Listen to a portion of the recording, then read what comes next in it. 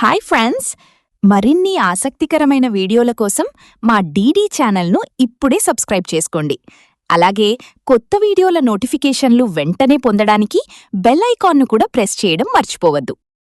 చంద్రపూర్కి కొంత దూరంలో ఒక పాత బంగళా ఉండేది. అది ఎంతో కాలంగా నిర్మానుష్యంగా ఖాళీగా ఉంది. ఆ బంగళా బయట ఒక పెద్ద మర్రి చెట్టు ఉంటుంది. దానికి ఒక ఉయ్యాల కట్టి ఉంటుంది.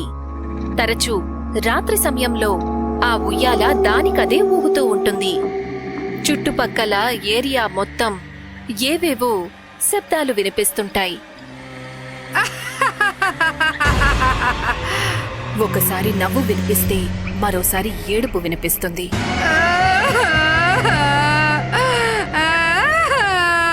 అందరూ ఆ బంగళా ముందు నుంచి వెళ్ళాలి అన్నా ఎంతగానో భయపడేవాళ్లు. అలా ఒకరోజు రాత్రి రణవీర్ తన భార్య శిఖ ఇంకా కూతురు ప్రీతితో కలిసి ఎక్కడికో వెళ్తుంటాడు. చాలాసేపు అయింది కదా, ఈ పాటికే మనం చేరుకునుండాల్సింది కదా. బహుశా మనం దారి తప్పినట్టున్నాం. నాన్న, నాకు భయం వేస్తోంది. ఇది అడవి కదా, ఇక్కడ చాలా అడవి జంతువులు ఉంటాయి. ఏదైనా అడవి జంతువు మన మీద దాడి చేసిందంటే అప్పుడు... లేదమ్మా, అలా ఎందుకు జరుగుతుంది? ఇది అడవి కాదమ్మా, ఏదో ఒక గ్రామంలా ఉంది. చుట్టుపక్కల ఎవరో ఖచ్చితంగా ఉంటారులమ్మా. వాళ్ల కారు కొంత దూరం వెళ్ళాక ఉన్నట్టుండి ఆగిపోతుంది. ఏమైంది? తెలీదు, ఉన్నట్టుండి బండి ఆగిపోయింది. రణవీర్ బండిని స్టార్ట్ చేయటానికి ట్రై చేస్తాడు, కానీ బండి స్టార్ట్ అవ్వలేదు. అప్పుడే శిఖా దృష్టి ఆ బంగళా మీద పడుతుంది. చూడండి, ఇక్కడేదో పాత బంగళా ఉంది. అక్కడ ఎవరైనా ఉండొచ్చేమో. అవును, ఉండొచ్చు. పద వెళ్ళి చూద్దాం. ముగ్గురు బండిలో నుంచి దిగి ఆ బంగళా వైపు వెళ్తారు. ఈ బంగళాని చూస్తూ ఉంటే ఎందుకో ఎన్నో సంవత్సరాలుండి ఇక్కడెవరూ లేరని నాకు అనిపిస్తోంది. అలా ఏమీ ఉండదులే, ఇది చాలా పెద్ద బంగళా. ఎవరో ఒకరు ఉండి ఉంటారు. రణ్వీర్ వెళ్లి బంగళా తలుపుని కొడతాడు. హలో, ఎవరైనా ఉన్నారా? అంతలో ఒక ముసలావిడ ఒక చేతిలో లాఠీ, మరొక చేతిలో లాంతరు పట్టుకుని తలుపు తెరుస్తుంది. ఎవరు నువ్వు? అమ్మా, నా పేరు రణవీర్. తను నా భార్య శిఖ. తనేమో నా కూతురు ప్రీతి. మా కారు ఇక్కడే పక్కనే ఆగిపోయిందమ్మా. రాత్రి అయింది కదా, మేమిక్కడ రేపు ఉదయం వరకు ఉండొచ్చా? మీరు ఇక్కడ ఉండొచ్చు, కానీ ఈ బంగళా ఎన్నో ఏళ్ల నుండి మూసేసుంది. లోపలంతా విరిగిపోయి ఉంటుంది. మరి ఏం పర్వాలేదు, మాకు ఉండడానికి ఒక చోటు దొరికితే అంతే చాలు. సరే అయితే. ఆ ముసలావిడ బంగళా తలుపు తెరుస్తుంది. ఆ తర్వాత అందరూ లోపలికి వెళ్తారు. ఇవాళ రాత్రికి మీరు ముగ్గురు ఇక్కడే హాల్లో పడుకోండి. అలాగే. ముసలావిడ ఆ లాంతర్ని అక్కడే ఉంచి లోపలికి వెళ్తుంది. ఆవిడ వెళ్లిన తర్వాత శిఖా ఇంకా రణ్వీర్ మాట్లాడుకుంటారు. చాలా విచిత్రమైన మనిషిలా ఉందే.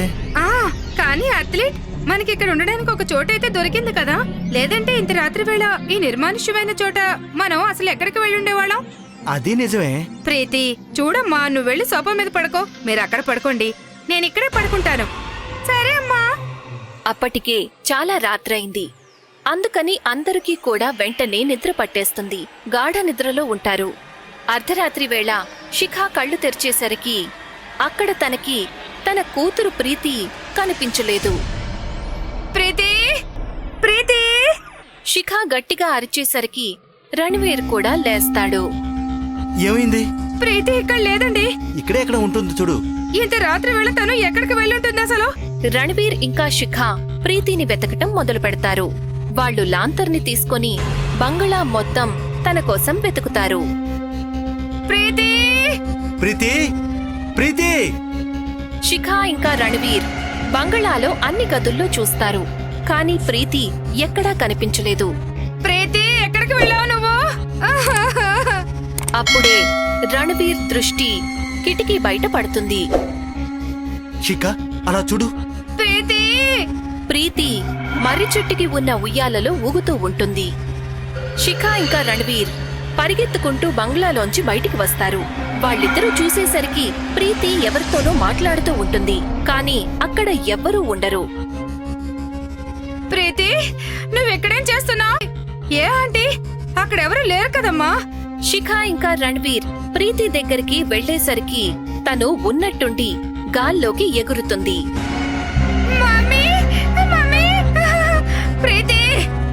రణ్వీర్ ఇంకా శిఖ కళ్ల ముందే వాళ్ళ కూతురు వాళ్ళ నుండి ఎగురుకుంటూ దూరంగా వెళ్లిపోతుంది. రణ్వీర్ ఇంకా శిఖ కూతుర్ని పట్టుకునే ప్రయత్నం చేస్తారు. ఉన్నట్టుండి ప్రీతి మర్రి చెట్టు వైపుకి వెళ్తుంది. ఆ మర్రి చెట్టు తనని పూర్తిగా మింగేస్తుంది. ప్రీతి, రణ్వీర్, నా ప్రీతి, నా ప్రీతి ఏమైపోయింది? భార్యాభర్తలిద్దరూ ఏడుస్తారు. ఉన్నట్టుండి వాళ్ళ అమ్మాయి మర్రి చెట్టు ఉయ్యాలలో కూర్చుని ఊగుతూ ఉంటుంది. ప్రీతి, అమ్మా ప్రీతి. మమ్మీ, నాన్న, మీరిద్దరూ ఎందుకు ఏడుస్తున్నారు? రణ్వీర్, శిఖ ప్రీతి దగ్గరికి వెళ్తారు. వాళ్ళు ఎప్పుడైతే ప్రీతిని ముట్టుకుంటారో ప్రీతి ఒక భూతంలా మారిపోతుంది. భూతాన్ని చూసి శిఖ ఇంకా రణ్వీర్ భయపడతారు. వాళ్ళు ఆ చెట్టు దగ్గర నుంచి దూరంగా పారిపోతారు. వాళ్ళిద్దరూ పరిగెత్తుకుంటూ బంగళా లోపలికి వెళ్లిపోతారు. వాళ్ళని వెంబడిస్తూ బంగళా లోపలికి ప్రవేశిస్తుంది.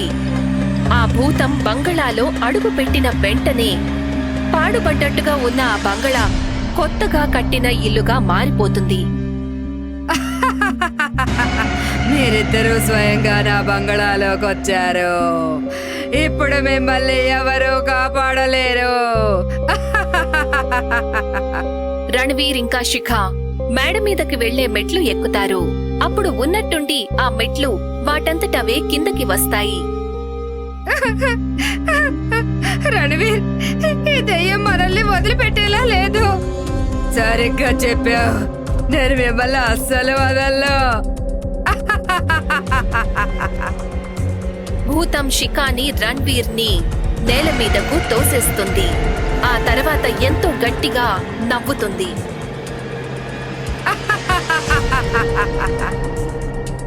భూతం 1 నుండి 2, 2 నుంచి 4, 4 నుంచి చాలా భూతాలుగా మారిపోయింది. అవన్నీ కూడా ఒకేసారి ఎంతో గట్టిగా నవ్వడం మొదలుపెట్టాయి. శిఖ ఇంకా రణ్వీర్ భయంతో వణికిపోయారు. ఆ భూతం రణ్వీర్ మీద దాడి చేసింది. రణ్వీర్ వెంటనే దాని జుట్టు పట్టుకుంటాడు. శిఖ, నువ్వు పారిపో. మీరు కూడా వచ్చేయండి. లే శిఖ, నువ్వు ఇక్కడి నుంచి పారిపో. రణ్వీర్ భూతం జుట్టుని పట్టుకుంటాడు. వదులు, నా జుట్టు వదులు, నేను నిన్ను చంపేస్తాను. నువ్వు నన్ను చంపినా పర్వాలేదు, కానీ నేను నిన్ను అసలు వదలను. భూతం కోపంతో రణ్వీర్ ని గోడకేసి కొట్టడం మొదలు పెడుతుంది. కానీ రణ్వీర్ ఆ భూతం జుట్టుని ఎంతో గట్టిగా పట్టుకుని ఉంటాడు. నన్ను వదులు. నేను వదలను. భూతం రణ్వీర్ ని అటూ ఇటూ పడేస్తుంది. ఆ తర్వాత రణ్వీర్ నేల మీద పడేసరికి తన చేతికి లాంతరు తగులుతుంది. తను వెంటనే లాంతరు గ్లాస్ ని పగలగొట్టి భూతానికి నిప్పుని అంటిస్తాడు. భూతం కాలిపోతుంది. దానితో పాటు మొత్తం బంగళా అంతా కాలిపోతుంది. రణ్వీర్ ఎలాగోలా బంగ్లాలోంచి బయటికి వస్తాడు. శిఖ ఏడుస్తూ ఉంటుంది. రణ్వీర్ ని ప్రాణాలతో చూసి తన ముఖంలో నవ్వు కనిపిస్తుంది. ఇద్దరూ ప్రాణాలతోనే ఉన్నారు, కానీ ఇప్పటికీ వాళ్ల కళ్ళల్లో కన్నీళ్లు ఉంటాయి. నా ప్రీతి. శిఖ రణ్వీర్ ని కౌగిలించుకుని ఏడుస్తూ ఉంటుంది. అంతలో ప్రీతి మర్రి చెట్టు దగ్గర నుంచి పరిగెత్తుకుంటూ వాళ్ల దగ్గరికి వస్తుంది. Mummy, mummy. ప్రీతి, ప్రీతి, నువ్వు బానే ఉన్నావా తల్లి? ప్రీతి ప్రాణాలతోనే ఉంది.